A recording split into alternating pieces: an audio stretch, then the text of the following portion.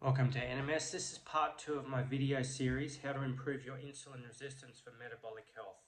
So in part 2, we're going to start talking a little bit more about what diabetes actually is and at what level we need to go and do the different types of interventions. Okay, so what is actually type 2 diabetes and what are the major effects? So number one, insulin resistance. The body doesn't respond well to insulin, okay?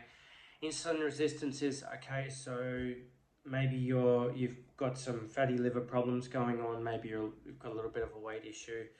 Your body doesn't use sugar as well, so you produce more insulin, but your body's not actually going and getting the blood sugar down as much as it possibly could, okay?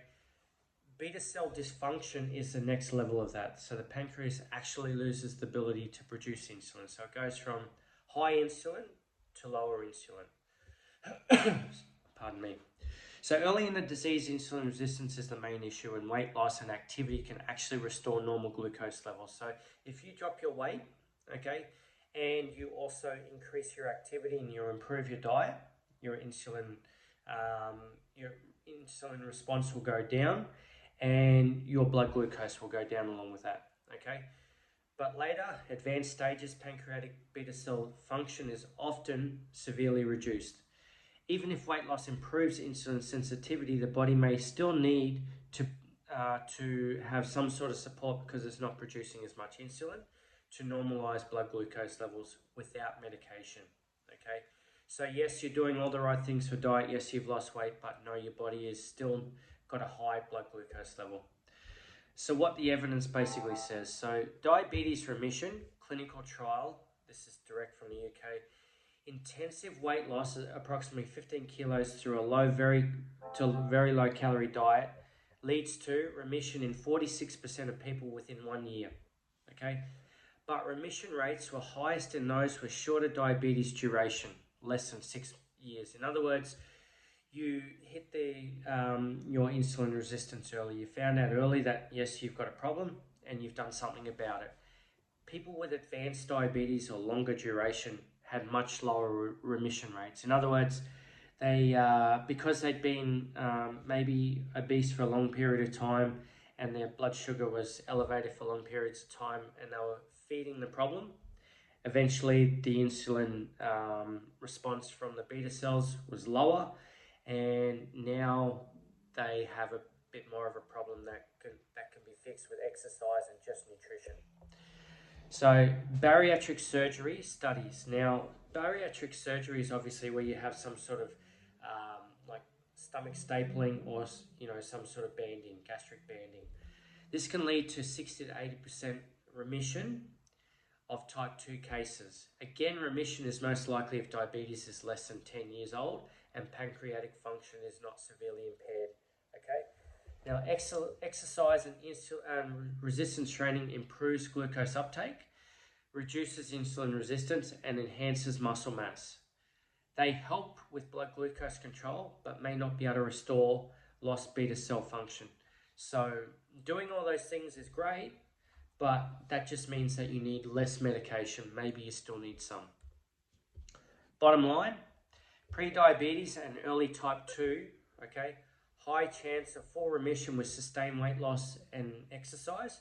Advanced type 2, HbA1c can improve greatly with lifestyle and weight loss, but medications needs may decrease sometimes dramatically, but they still may be necessary. True remission, normal HbA1c without meds, is much less likely once beta cell loss is severe. So that's obviously, you've been living with the type 2 diabetes for much longer and you just don't control blood sugars very well. So for someone with advanced type 2 diabetes, lifestyle changes are still hugely beneficial. Better control, less medication, reduce complications, but complete reversal is rare unless some pancreatic function remains, okay? The 6 predictors of remission in type 2 diabetes. Number 1, duration of diabetes, okay? So less than 6 years, highest chance of remission per direct and look ahead trials. Greater than 10 years, very low chance of pancreatic beta cell decline is usually significant, okay? C-peptide levels, Okay, so C-peptide with your insulin, you've got three parts, A, B, and C. Your C-peptides, right? C is normally cleaved off when insulin is actually functional. So what happens is if you've got high amounts of C peptides, then that means that you're producing a lot of insulin. So that normally suggests that your body still has a functioning insulin response, okay? So a high normal fasting or stimulated C-peptide greater than 0.8 to 1 nanograms per mil suggests the pancreas can still produce insulin and remission is still possible. Low C-peptide, less than 0.3 to 0.5 nanograms per mil, indicates severe beta cell loss, a remission unlikely without external insulin. Okay, so baseline HbA1c. Lower starting HbA1c, okay, so less than 8%, better chance of remission. Very high HbA1c, greater than 9 to 10%, suggests more advanced disease and lower chance of treatment. Weight and fat distribution. Now, higher baseline BMI, especially with central obesity, and significant weight loss greater than 10 to 15% of body weight gives higher remission rates. And as I said, I've had a client recently lose 80 kilograms and he's pretty much in full remission as long as he maintains his weight. People of lower BMI, example leaner type 2 diabetes, often have more pancreatic dysfunction. So remission is harder in these people. This is people that have very little muscle mass and have a large amount of body fat. Okay, there are subgroups, especially people who in Asian countries don't eat a lot of meat, don't have a lot of muscle mass. So they do have diabetes at lower BMI, sorry. So, medication history. No insulin yet, only oral meds, higher likelihood of remission. Already on insulin therapy, remission possible, but rare, suggests pancreatic function is already very compromised. Age. Younger age, less than 60 years, stronger chance of metabolic recovery. Older age, greater than 70 years, pancreatic recovery and lifestyle adherence are harder.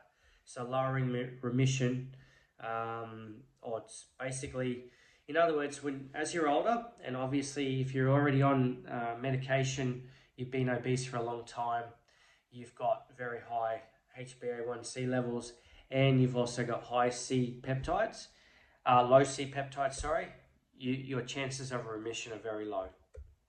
So a basic practical summary of that: most favorable remission, diabetes less than 6 years, still producing insulin, so good C-peptide levels. BMI is less than 30 with potential for weight loss. Lower HbA1c at baseline, not yet on insulin, okay? So least favorable remission profile, advanced diabetes, okay? So diabetes greater than 10 to 15 years. Low C-peptide, pancreas exhausted, not producing enough insulin. On insulin for several years, and HbA1c greater than 9 to 10% despite therapy, okay? Next video, I'm going to discuss a few other factors in managing your insulin resistance. So stay tuned for part 3. Please like, comment, share on this video if there's anything you want to know about this. And there's going to be a lot more videos coming on this channel. So stay tuned, like, comment, share, share it to your friends if you feel like it's going to help them. Thanks for listening, guys. Have a good day. And I appreciate that you watched the whole video right through.